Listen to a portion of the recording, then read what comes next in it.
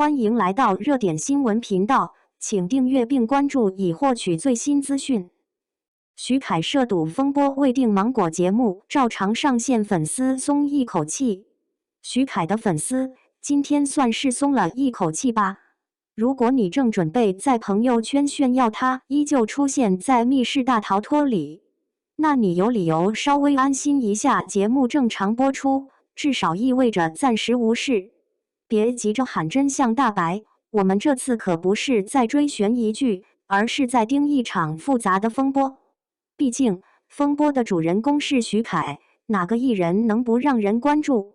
回到9月8日，网传徐凯涉赌那一刻，娱乐圈的风暴简直把热搜炸成了战场。网上留言满天飞，大家都在说某某大佬和某某转账，证据好像都凑齐了。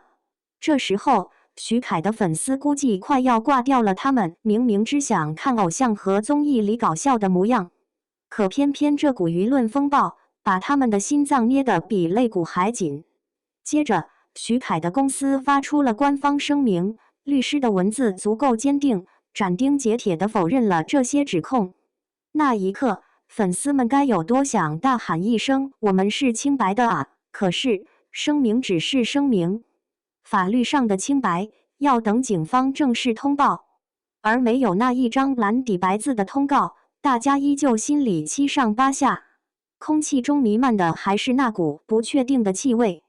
这场风暴背后隐藏的可不只是粉丝的焦虑。作为媒体平台，像芒果 TV 这种巨头，自然的有自己的保命招数。今天这期节目没有跳过，依然在如期播出。表面上看是照常更新，但深层次其实是在平衡，到底是无事不报警，还是事情很复杂，正在调查。你看，这其中的微妙就藏在这2个字里：正常播出。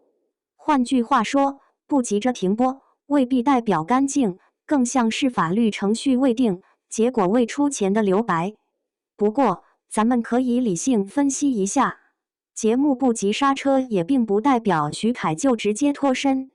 节目录制通常都提前很久完成，撤档的成本不只是娱乐圈的商业损失，更是品牌形象的沉重打击。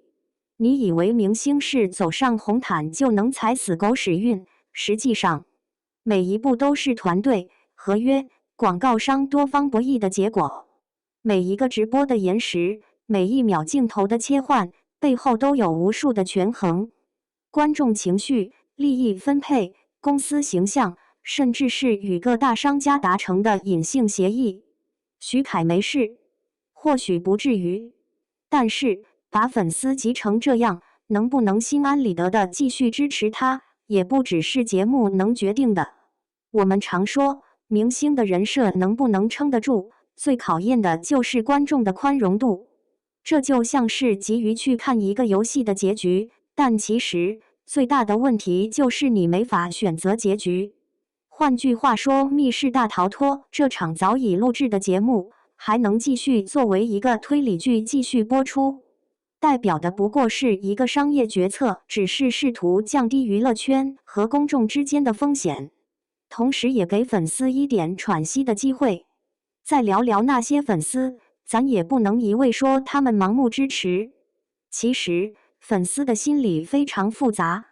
在这场辩解与控诉的舆论战台上，他们有些内心紧绷，有些则死死抓住最后的希望。某种程度上，他们并不在乎明星的错误与否，而是想要一个确定的、不会失去依托的安全感。你懂的。成年人社会的竞争早已不再是单纯的打拼问题，有时候是站队，选择一个你愿意为之拼尽全力的旗帜。可一旦当这种旗帜开始褪色，连带的就是整个偶像体系的动摇。没有了明确的白纸黑字，粉丝们就像是丢了方向盘的赛车，手忙脚乱，恍若迷失在对错的漩涡里。从法律角度说，徐凯的涉赌风波最急需的是实锤蓝底白字的确证，缺乏这份公权力的定性，无法为节目公司、广告商提供充足的安全性保障。也正因如此，徐凯的粉丝才会在节目更新与公告之间徘徊，想要一个能指引前路的蓝底白字，而这个过程可能会比你想象的漫长。所以，我们不能简单的把这场节目正常播出当成一个万事大吉的信号，反而这次看似照常播出的背后，恰恰是娱乐圈在边缘尝试的博弈，每一步都需要思考。哪怕最终节目没有停，更不能忽视它对大众情绪的潜在影响。而你呢？粉丝们是否能继续前行？而我们这些旁观者，在节目正常更新的同时，是继续做观众，还是开始重新审视这个复杂的明星生态？这些问题，恐怕要到最终的蓝底白字时，才能揭开面纱。